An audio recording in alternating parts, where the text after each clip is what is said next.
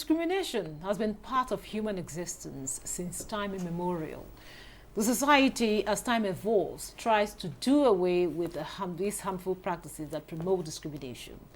This is what the book, titled "You Aren't Black or White," is doing, setting the record straight by ensuring that everyone is judged according to his or her merit. One Human Race, Unequal Societies is the book written by Uche Ononeze, a compendium of information required on the black race, real true stories.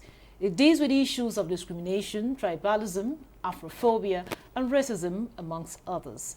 This and more will form the discussion on the program. Thanks for joining us. I'm Eukaria Clinton, and this is Nigeria Today.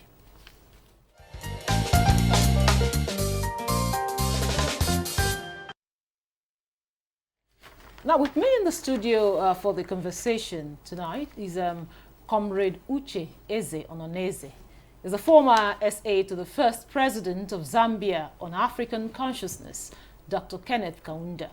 Also the executive secretary, Anti-Black and White Label Foundation. It's a pleasure to have you in Nigeria today. Thank you for having me.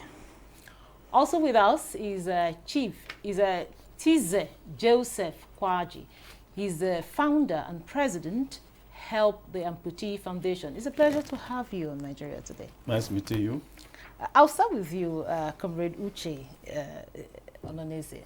Talk to us about this book. You're neither black or white. What actually inspired the writing of this book? Yes. In fact, what inspired me to embark on this revolutionary journey to uncover the lies that have been purported against humanity for over 400 years, especially against Africans who were labeled to be blacks.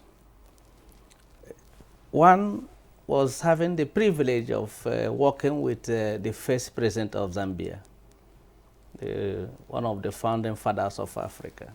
Shaped my understanding of Africa and the world at large. Secondly, my experience of discrimination at different levels. Family level, we're coming from a polygamous family, a typical African polygamous family, where you have labels like stepdaughter, stepson, stepmother, and so on. I faced discrimination, that's family level discrimination. And then again, we learned from our history book that Nigeria has 3 major tribes, namely Hausa, Yoruba, and the Igbo. I happen to come from the Igbo tribe. So traveling to Lagos for the first time offered me the opportunity to meet with the other 2 tribes, the Hausa and the Yoruba tribe.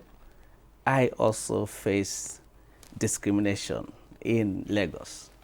So now at the later stage, I traveled to South Africa, where I faced racism in the hands of the parents of the lady, a Caucasian lady, an European lady. I don't refer to them as blacks anyway, as white.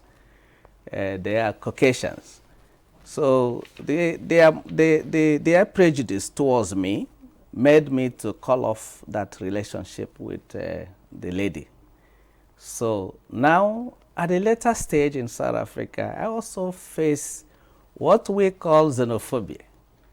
But to me, I call it Afrophobia. It's actually Afrophobia because in South Africa, it's only African nationals that are being referred to as foreigners. They don't see Chinese as foreigners. They don't see Europeans as foreigners, Indians as foreigners, only African nationals.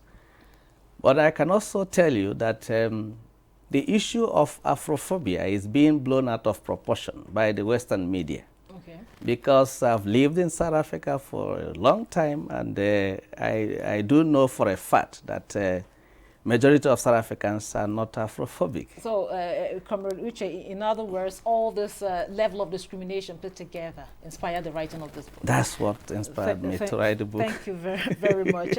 Now, Tizi, you are of the Help the Amputee Foundation. You're kind of partnering, with Comrade Uche in the launch of the book and all of that. What struck you, most about this book? Thank you so much for this opportunity. Discrimination, also segregation. The black or white issue, and then we talk about those who are living with disabilities. There's no difference as far as I'm concerned. You look at these people today, they look down on them.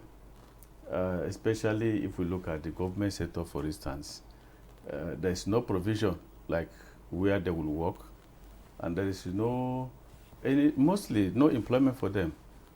Why? Because they discriminate the people. So when I look at it, I say, well, this book will go a long way, and the people we are talking about that has these disabilities, they need our assistance. They are our family, they are our brothers. We don't show a kind of discrimination between them. And that's the link between this book, the publishers, and then the foundation. So what we in our foundation intend doing was to look into these people's problems. And that is what inspired us to say that, okay, we need to help these people. Because in the past, people beg, but now the narrative have changed. For instance, these people can produce a lot of things with their hands. I have an experience of an amputee. He provides this local soaps, and people buy in trailers. They need help. So, and also when we see these people, we assist them. Okay.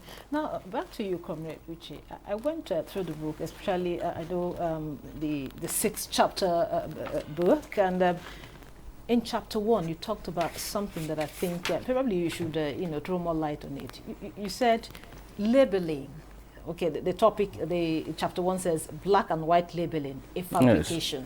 Yes. Now, you talked about labeling as being, being something that's it's of the thinking that if somebody actually labels a product, is either to promote or to devalue that product. Now, talk to us about it, because quite a lot of time we have a lot of labeling, like you rightly mentioned. People say, these people are white, these people are black, and people tend to feel inferior because of their color. Yes. Tell us more about this. Yes, thank you. When you talk about labeling, you label a thing either to promote it or to devalue it. And again, we have a saying that call the dog a bad name just to kill the dog. You have to give the dog a bad name. And what you call your dog is what people will call your dog. So this notion of black and white labeling is incredibly misleading.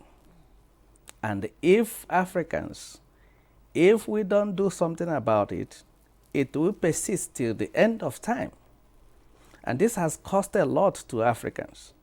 There is psychological issue, there is economic issue, there is social issue. Now, how did we come about this? How did the world come about this black and white labeling? The notion of black and white labeling, the first articulation of this notion came into existence over 400 years ago, when the Portuguese that came to Africa to kidnap Africans, to enslave Africans. They were the first to introduce slave trade. And now, to justify that unspeakable atrocity they committed against Africans, they have to come up with this notion that Africans are less human, less intelligent, meaning that they want to justify that, to show that they are not actually doing such to fellow human beings, that they are different, they are superior. Just like if you have a dog, you can, like, when they own slaves then, they owned them, they were chattels, they were properties. They can do whatever they like to their properties. They can kill those things. So they want people not to feel bad about that, to show that they are killing human beings. They want people to feel like they are killing a lesser human being, an animal, actually. So the notion of black and white label is just a social construct. There is no scientific evidence to support that position. There is no biological evidence to support that. There is only one race, which is the human race. It is either they tell us that they are not human beings, then Africans will now know that we are human beings, you are not human beings. And again, before the Europeans came into contact with Africans, they never referred to themselves as Europeans, as white people. They were French, English, Greek, and Portuguese and all that. They never referred to themselves as white. Now, Africans also never referred to themselves as blacks. We were Igbos, Yorubas, Hausas. You have Pedis in South Africa, you have Zulus, and the rest of them, Ashantis. We never had Africans calling themselves, referring to themselves as blacks. Then who labeled Africans black? That's the question. And what is the motive? What was the motive for that? Okay. Comrade Uche, thank you very much for that clarification. Now, back to you, Tize. Yeah. Now, beyond the white and black, Yes, labeling, like Comrade Uche said, we have, even within us, in Nigeria, we hear, different kind of discrimination and all of that. So how do we get out of this? Now, I ask this because you also mentioned some of the discriminatory practices against the people of your foundation, the amputee, foundation, people that have one disability or the other. So, first of all, why is it that it is still persistent within us, and how can we get out of this? Thank you so much. First of all, let me tell you about the foundation. Help the Amputee Foundation assist the amputees by providing essential support needed and provide information that will be relevant to start a new life. And what are those things? We talked about medical expenditure, clinical treatments, and then total hips or knees replacement, the provision of prosthetic limbs, and restoration of mobility for them to carry on with activity of daily living, and also grant them means of livelihood. Now, how do we go about it? That is why today we also appreciate the international donors, federal government assistance, to look into this critically, because these people deserves equal opportunities, which I believe is lacking. And that is why we come on board to see to it that those discriminative factors, we should look at it closely so that this will end. This has been for long, as you said, yes, but this is the time that the world have to look into it. Excuse me. Take, for instance, those living with disabilities experience this for no reason, especially when war breaks out. Somebody did not even know exactly where or how this thing happens. Certainly he lost one of his limbs or hands or knees. You see, so this is the time now we are coming on board to tell the world that we are ready to bring an end to all this discrimination, because whether black or white, or people live on, with amputees, they are all segregations. There's no difference. Because if I am white, or you call me white, I'm not, then you call somebody black, I mean, it's segregation. So the same thing applies to those living with disabilities. Thank you very much. We'll take a breather here, but the conversation will continue after the break. Don't go away. Also dependent on another aspect or another arm of government. Nowhere in the world will allow under digital economy for banks not to be dispensing domestic currency in that economy. What will make this one different? We want to know what they do as occupation.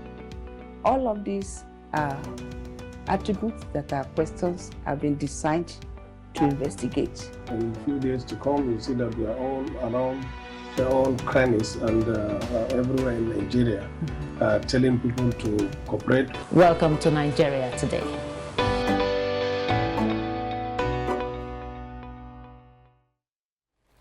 Welcome back. This is still Nigeria Today, and we are looking at one human race, unequal societies.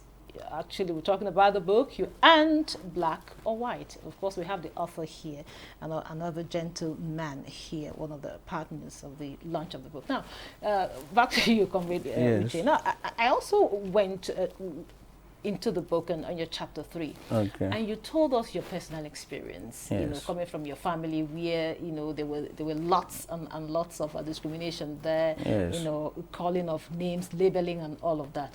But one thing that actually that I noticed is the fact that in all of this, your sister was able to make headway, and even you today you are here with all the discrimination. Now, talk to us. She was able to become a High Court judge. A judge. And here you are. Now, talk to us. Even though there's discrimination, even though there was a lot of labeling and all of that, people were still able to make it out of it. How can we as individuals look beyond the discrimination, beyond this labeling, and still make it in life and become who we want to be? Nobody will get you to feel inferior without your permission. And that is the problem that we have given permission to all this. When the Europeans feel superior to us, we have accepted this baptism of being black. And when you look at the meaning of blackness, what do they have in mind? Like I mentioned, that the devil, that is the Lucifer. Our Bible, that is according to the Bible, Lucifer was the most handsome in being in the heaven until he rebelled against God and then was thrown to the earth. And now, when did Lucifer now turn to black? Meaning that somebody just labeled, called the Lucifer black, and then Africans are black. What is that? That has psychological effect on Africans to say that we share the same this thing with the lineage with the devil, and they are white, and God is white. Now, coming to your question, it's also something that is holding Africa down. We can still, like Africa, you know how people blame the Europeans for underdevelopment of Africa. There is a book called How Europe Underdeveloped Africa. I am of the opinion that we should think of how African leaders underdeveloped Africa, rather than talking about how Europeans underdeveloped Africa. Now, what am I trying to say? Singapore, at independence, Nigeria was even rated high above Singapore. But Singapore was able to rise above the challenges of colonialism to now move from third world to first world in less than 3 decades. Now, Nigeria can as well rise above those challenges. Like those labelings, we can still ignore those things, like saying that this is not who we are. We don't allow people to write our stories. They are telling their story at the same time telling our stories. Just like Mogopak, we were told by the history book that Mogopak discovered River Niger, whereas there were people living around the riverine areas. But we can also change the story. We can change the because narrative. we have to start writing. We have to decolonize the minds of Africans. The most potent weapon in the hands of the oppressors is the mind of the oppressed. So if we don't decolonize the mind of Africans, there is no how we will be able to get out of this problem. By rejecting, we don't have to internalize this racism, accepting that we are inferior to them, that we have internalized that. For the fact that you see our people even seeing European concept of beauty as the standard of beauty. That is why you see our people bleaching their skin to look like the European. That is mental slavery to me. You know? But before you go on, Comrade Richard, tell us, what is that one thing that you want whoever picks up this book to read, to get out of this book? Yes, first we must know that we are from a great civilization, a time when Africans were already civilized, when Europeans and America was not even in the map of the world. Africans, we have great empires like the Nok culture, we have Ibuku, we have the Beninese Empire, or your empire, and a good number of them. So we have to let our people to know that we are from a great civilization. We are not backward the way the Europeans, when they came into contact with us, we were not the way they described us. So this book will help to decolonize the minds of Africans. Like I said, that we have to do something about this by rejecting the baptism of being black and being inferior to these people. For example, you have, when I said we have one human race but unequal societies, we have our Yoruba brother, a medical doctor. While he was in Nigeria, for example, he did not achieve much. But when he traveled to an organized society like America, where he had, the atmosphere was conducive for him to express himself, he was able to perform what they call a medical miracle in America. Thank you very much, Comrade Richard, which means we can have unity in diversity. Yes. As much as possible. Your color cannot determine who you are. It's not who you are. It goes beyond just the color. Now, Tize, talk to us. What is your foundation doing to make the people, the members, look beyond their their shortcomings, look beyond the discrimination, and become who they want to be at the end of the day? Our vision is to provide psychological, sociological, and physical assistance to amputees across Africa, empowering them, that is empowering the people to be independent and self-reliance. But then, this is humans. Vividly, let me just digress into the Bible small.